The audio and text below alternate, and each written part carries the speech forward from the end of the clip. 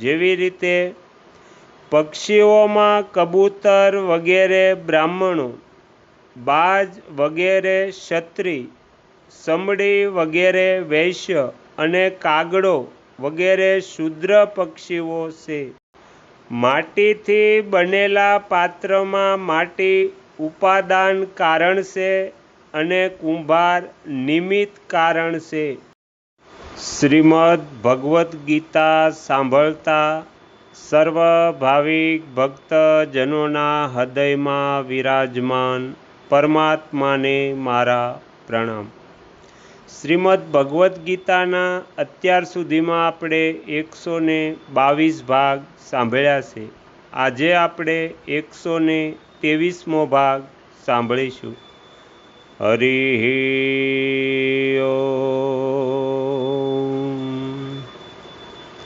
શ્રીમદ્ ભગવદ્ ગીતાના 4થા અધ્યાયના 14મા શ્લોકનો અર્થ છે, મારા દ્વારા ગુણો અને કર્મોના વિભાગપૂર્વક ચારેય વર્ણોની રચના કરવામાં આવી છે. તે સૃષ્ટિ રચના વગેરેનો કરતા હોવા છતાં પણ મને અવ્યય પરમેશ્વરને તું અકર્તા જાણ. કારણ કે કર્મોના ફળમાં મારી સ્પૃહા નથી, એટલા માટે મને કર્મો લિપ્ત નથી કરતા. આ રીતે જે મને તત્વથી જાણી લેશે તે પણ કર્મોથી નથી બંધાતો. પૂર્વ જન્મોમાં કરવામાં આવેલા કર્મો અનુસાર સત્વ, રજ અને તમ આ ત્રણેય ગુણોમાં ઓછાવતાપણું હોય છે. સૃષ્ટિ રચનાના સમયે તે ગુણો અને કર્મો અનુસાર ભગવાન બ્રાહ્મણ, ક્ષત્રિય, વૈશ્ય અને શૂદ્ર આ ચારેય વર્ણોની રચના કરે છે. મનુષ્યો સિવાય દેવ, પિતૃઓ, તિર્યક વગેરે બીજી યોનિઓની રચના પણ ભગવાન ગુણો અને કર્મો અનુસાર જ કરે છે.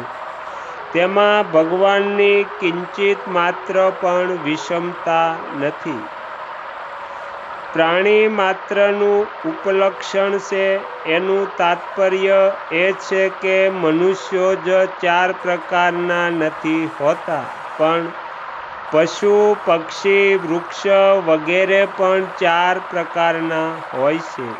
જેવી રીતે પક્ષીઓમાં કબૂતર વગેરે બ્રાહ્મણો, બાજ વગેરે ક્ષત્રિય, સમડી વગેરે વૈશ્ય અને કાગડો વગેરે શૂદ્ર પક્ષીઓ છે. આવી જ રીતે વૃક્ષોમાં પણ પીપળો વગેરે બ્રાહ્મણ, લીમડો ક્ષત્રિય, આંબલી વૈશ્ય અને બાવળીઓ શૂદ્ર વૃક્ષો છે. ચારેય વર્ણોની રચના મેં જ કરી છે. એનાથી ભગવાનનો એવો ભાવ પણ છે કે એક તો આ મારા અંશો જ છે અને બીજું હું પ્રાણી માત્રનો સુહદ છું. એટલા માટે હું સદા તેમના હિતને જ દેખું છું. આની વિરુદ્ધ તેઓ ન તો દેવતાઓના અંશ છે અને ન દેવતાઓ બધાના સુહદ પણ છે. એટલા માટે મનુષ્યએ પોતાના વર્ણ અનુસાર સમસ્ત કર્તવ્યો વડે મારું જ પૂજન કરવું જોઈએ. સૃષ્ટિની રચના, પાલન, સંહાર વગેરે સઘળા કર્મોને કરતા હોવા છતાં પણ ભગવાન તે કર્મોથી સર્વથા અતીત અને નિર્લિપ્ત જ રહે છે. સૃષ્ટિની રચનામાં ભગવાન જ ઉપાદાન કારણ છે અને તેઓ જ નિમિત્ત કારણ છે. માટીથી બનેલા પાત્રમાં માટી ઉપાદાન કારણ છે અને કુંભાર નિમિત્ત કારણ છે. માટીથી પાત્ર બનાવવામાં માટી વ્યય ખર્ચ બની જાય છે અને તેને બનાવવામાં કુંભારની શક્તિ પણ ખર્ચ બની જાય છે.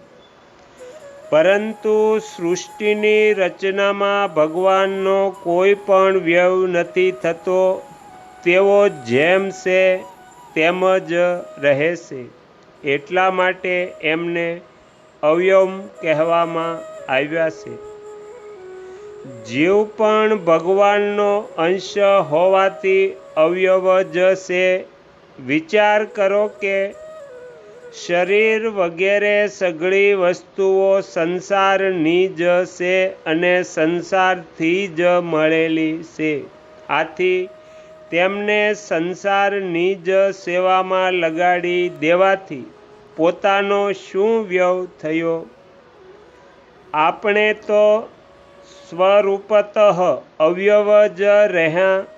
એટલા માટે જો સાધક શરીર, ઇન્દ્રિયો, મન, બુદ્ધિ, ધન, સંપત્તિ વગેરે મળેલા સાંસારિક પદાર્થોને પોતાના અને પોતાને માટેના ન માને તો પછી તેને પોતાની અવયવતાનો અનુભવ થઈ જશે.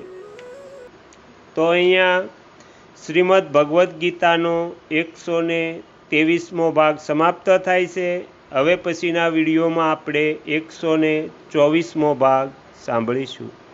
તમે તમારો કિંમતી સમય આપીને એકાગ્ર ચિત્તે પ્રસન્નતાપૂર્વક શ્રીમદ્ ભગવદ્ ગીતાનો પાઠ સાંભળ્યો એ બદલ હું આપ સૌનો ખૂબ ખૂબ આભાર વ્યક્ત કરું છું અને આશા પણ રાખું છું કે તમને સાંભળવો ગમ્યો હશે. જો ગમ્યો હોય તો બીજા 5 લોકોને પણ સંભળાવજો. શ્રી સદગુરુ દેવની જય. આગળના વિડીયો જોવા માટે આ ચેનલને સબસ્ક્રાઈબ કરો અને જો આ વિડીયો પસંદ આવ્યો હોય તો લાઈક કરો.